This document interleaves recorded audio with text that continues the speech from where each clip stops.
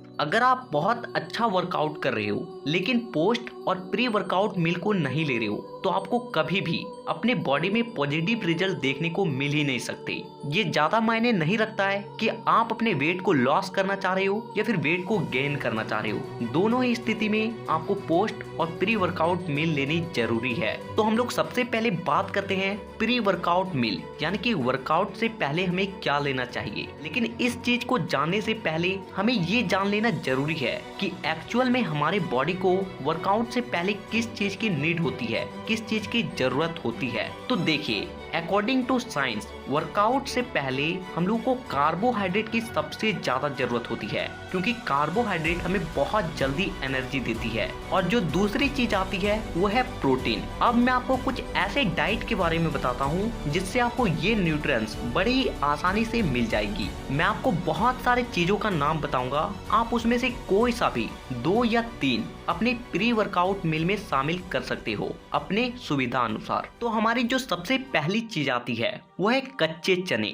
देखिए, कच्चे चने में कैल्शियम और प्रोटीन की भरपूर मात्रा पाई जाती है और इसे आप अपने प्री वर्कआउट मील में बड़ी ही आसानी से ऐड कर सकते हो। और इसीलिए ज्यादा नहीं, कम से कम 50 ग्राम कच्चे चने को वर्कआउट से पहले आप ले सकते हो। अब जो हमारी दूसरी चीज आती है वह है कच्ची हरी मूंग। देखिए, ये भी एक प्रोटीन का बहुत अच्छा सोर्स है और साथ ही साथ इसमें फाइबर की मात्रा भी होती है और इसे भी आप कच्चे चने की तरह ही पानी में भिगोकर आसानी से खा सकते हो। अब हमारी जो तीसरी चीज आती है वो है खजूर। खजूर को अगर आप वर्कआउट से पहले ज्यादा नहीं 5 से 6 खा लेते हो ना, तो आपको वर्कआउट में आधा घंटा तो जरा सा भी थकावट महसूस नहीं होगी। देखिए, ये एक सूखा डाइट होता है जिसे आप आसानी से खरीद के रख सकते हो और वर्कआउट से पहले 6 से 7 पीस खा सकते हो। अब हमारी जो चौथी चीज आती है ये थोड़ा सा देसी हो जाता है, लेकिन इसे यूज करना आसान है, यानी कि इसे डाइट में शामिल करना आसान है और इसके फायदे भी बहुत सारे हैं। और वो चीज है चने से बने सत्तू।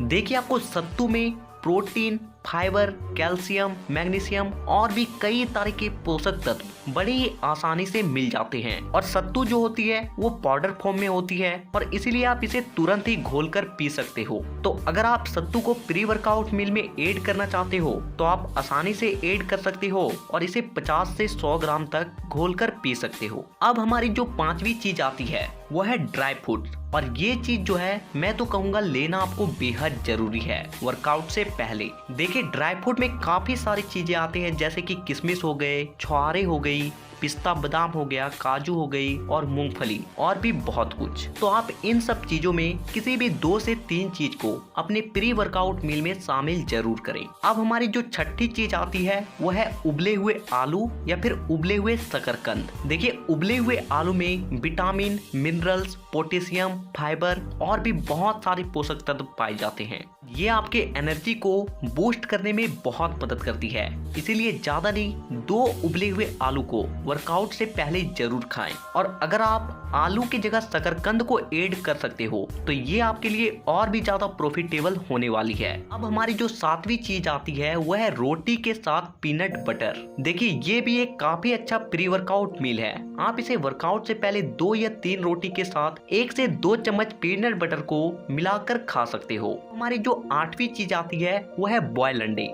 देखिए, बॉयल अंडे एक प्रोटीन का बहुत अच्छा सोर्स है, इसीलिए ज्यादा नहीं, कम से कम 2 एग वाइट्स को वर्कआउट से पहले जरूर खाएं। तो ये मैं आपको 8 प्री वर्कआउट मील्स के बारे में बताया। आप इसमें से किसी भी 2 या 3 को अपने प्री वर्कआउट मील में शामिल कर सकते हो। यहाँ पे आपको और एक बात जान लेनी बेहद जरूरी है कि आपको प्री वर्कआउट मील वर्कआउट से कितने देर पहले लेना चाहिए। तो देखिए, जो आप प्री वर्कआउट मील ले रहे हो तो आप कोशिश कीजिए कि वर्कआउट से 1 से 1.5 घंटे पहले ही ले लें। ऐसा इसलिए क्योंकि जो आप खाते हो वो जब तक नहीं पचेगी तब तक उससे आपको एनर्जी मिलने वाली नहीं है। और अगर आप वर्कआउट से 1 से 1.5 घंटे पहले ही मील को ले लेते हो तो वो चीज पच जाएगी और उससे आपको एनर्जी मिलेगी। साथ ही साथ आपको वर्कआउट करते वक्त भारीपन भी महसूस नहीं होगा। तो अब बात करते हैं कि हमें पोस्ट वर्कआउट मील यानी कि वर्कआउट के बाद हमें क्या खाना चाहिए। तो देखिए,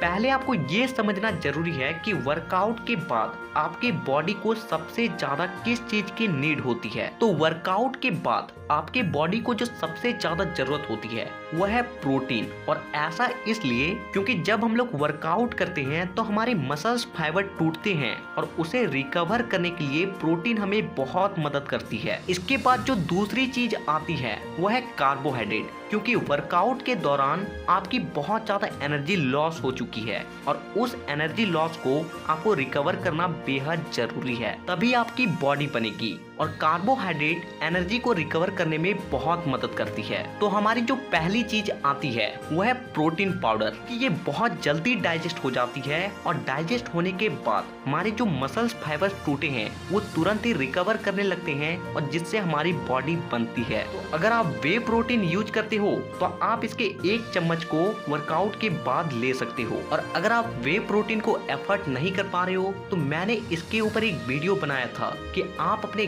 घर पर ही प्रोटीन पाउडर कैसे बना सकते हो, वो भी देसी तरीके से। तो आप उस वीडियो को देखकर अपने घर पर ही प्रोटीन पाउडर बनाएं और उसे आप यूज कर सकते हो। लेकिन यहाँ पे एक बात ध्यान रखें कि वर्कआउट के बाद आप कभी भी प्रोटीन पाउडर को दूध के साथ यूज ना करें, बल्कि पानी के साथ यूज करें। ऐसा इसलिए क्योंकि दूध के साथ जो घुला प्रोटीन पाउडर होता है उसे डाइजेस्ट होने में बहुत ज्यादा वक्त लगती है। वर्कआउट के बाद हमें इंस्टेंट एनर्जी की जरूरत होती है, इसीलिए आप कोशिश करें कि आप वे प्रोटीन या फिर देसी प्रोटीन आप जो भी यूज करते हो उसे पानी के साथ लें। अब हमारी जो दूसरी चीज आती है वो है केला और दूध। देखिए, इसे एक काफी अच्छा पोस्ट वर्कआउट मील माना जाता है। आप वर्कआउट के बाद 3 से 4 केले के साथ आधा लीटर दूध को पी सकते हो। लेकिन आपको एक बात ध्यान रखना है कि जो बड़े वाले केले होते हैं ना उसे आपको नहीं लेना है, बल्कि जो छोटे केले होते हैं जो पूजा में यूज होता है ना उसे आपको लेना है। कि जो छोटे केले होते हैं ना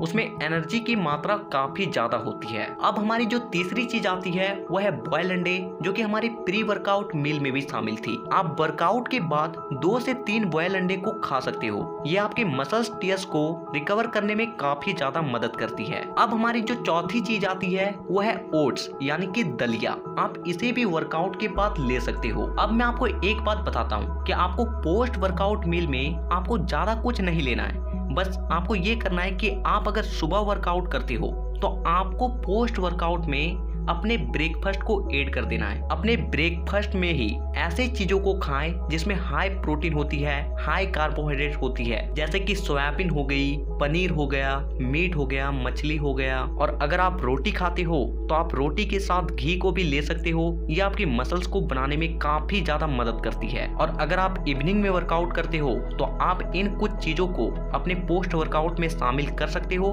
नहीं तो आप अपने डिनर को ही ऐड कर सकते हो। लेकिन ध्यान रहे कि आपको अपने डिनर में हाई प्रोटीन, हाई कार्बोहाइड्रेट लेना है। तो ये बात हो गई पोस्ट वर्कआउट और प्री वर्कआउट मील के बारे में। तो मैं बहुत जल्द